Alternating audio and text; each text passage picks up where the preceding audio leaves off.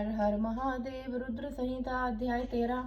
जो कैलाश के शिखर पर निवास करते हैं, पार्वती देवी के पति हैं, समस्त देवताओं से उत्तम हैं, जिनके स्वरूप का शास्त्रों में यथावत वर्णन किया गया है, जो निर्गुण होते हुए भी गुण रूप हैं, जिनके 5 मुख 10 भुजाएं और प्रत्येक मुखमंडल में 3-3 नेत्र हैं, जिनकी ध्वजा पर वृषभ का चिन्ह अंकित है, अंग कांति कर्पूर के समान गौर है, जो दिव्य रूप रूपी चंद्रमा रूपी मुकुट से सुशोभित तथा सिर पर जटाजूट धारण करने वाले हैं, जो हाथी की खाल पहनते हैं और व्याघ्र चर्म ओढ़ते हैं, जिनका स्वरूप शुभ है, जिनके अंगों में वासुकी आदि नाग लिपटे रहते हैं, जो पिनाक आदि आयुध धारण करते हैं, जिनके आगे 8 सिद्धियां निरंतर नृत्य करती रहती हैं, भक्त समुदाय जय जयकार करते हुए उनकी सेवा में लगे रहते हैं, दुस्सह तेज के कारण जिनकी ओर देखना भी कठिन है, जो देवताओं से सेवित तथा संपूर्ण प्राणियों को शरण देने वाले हैं, जिनका मुखारविंद प्रसन्नता से खिला हुआ है, वेदों और शास्त्रों ने जिनकी महिमा का यथावत गान किया है, विष्णु और ब्रह्मा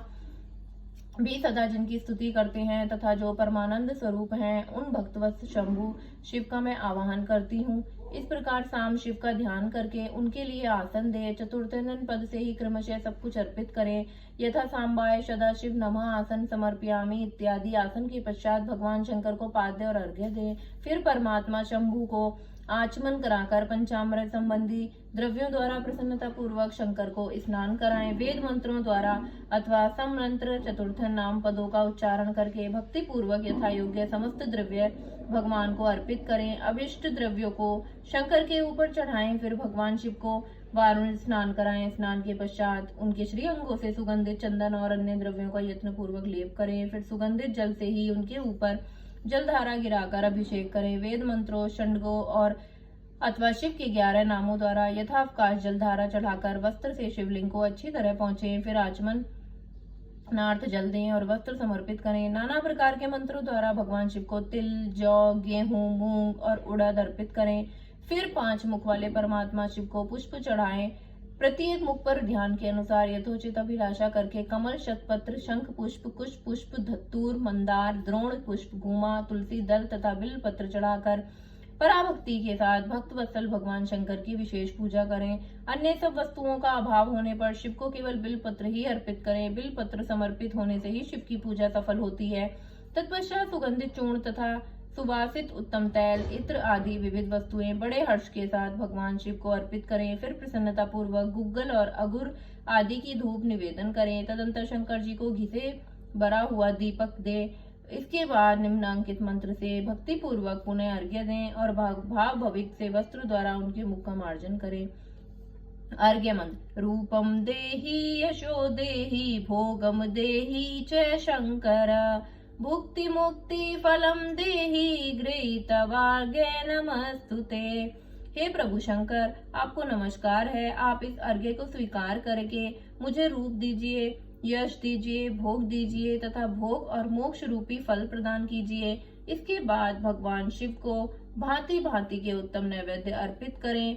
नैवेद्य के पश्चात प्रेम पूर्वक आचमन कराएं। तदंतर सांगोपांग तांबूल बनाकर शिव को समर्पित करें। फिर 5 बत्ती की आरती बनाकर भगवान को दिखाएं। उसकी संख्या इस प्रकार है: पैरों में 4 बार, नाभि मंडल के सामने 2 बार, मुख के समक्ष 1 बार तथा संपूर्ण अंगों में 7 बार आरती दिखाएं। तत्पश्चात नाना प्रकार के स्तोत्रों द्वारा प्रेम पूर्वक भगवान वृषभ ध्वज की स्तुति करें। तदंतर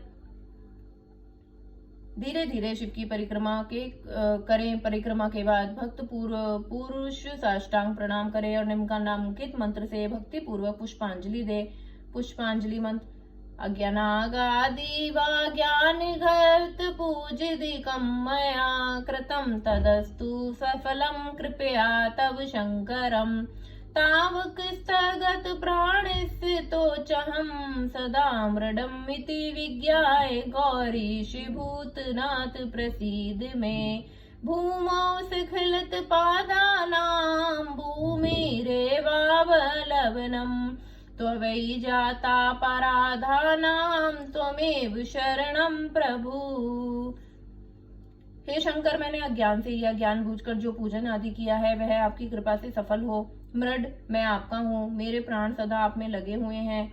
मेरा चित्त सदा आपकी ही चिंतन करता है। ऐसा जानकर हे गौरीनाथ, भूतनाथ, आप मुझ पर प्रसन्न होइए। प्रभु, धरती पर जिनके पैर लड़खड़ा जाते हैं उनके लिए भूमि की सहारा सहारा है, उसी प्रकार जिन्होंने आपके प्रति अपराध किए हैं उनके लिए भी आप ही शरणदाता हैं इत्यादि रूप से बहुत बहुत प्रार्थना करके उत्तम विधि से पुष्पांजलि अर्पित करने के पश्चात पुनः भगवान को नमस्कार करें। फिर निम्नांकित मंत्र से विसर्जित करना चाहिए। विसर्जन मंत्र। स्वस्थानम गच्छ देवशः परिवारयुत प्रभु पूजा काले पुनर्नार्थित्वागंतव्यमादरातम। देवेश्वर प्रभु अब आप परिवार सहित अपने स्थान को पधारें। नाथ, जब पूजा का समय हो तब पुनः आप यहाँ सादर पदार्पण करें। इस प्रकार भक्त वत्सल शंकर की बारंबार प्रार्थना करें, उनकी विसर्जन करें और जल को अपने हृदय में लगाए और मस्तक पर चढ़ाए। ऋषियों, इस तरह मैंने शिव पूजन की सारी विधि आपको बता दी है जो भोग और मोक्ष देने वाली है। अब और क्या सुनना चाहते हो? हर हर महादेव।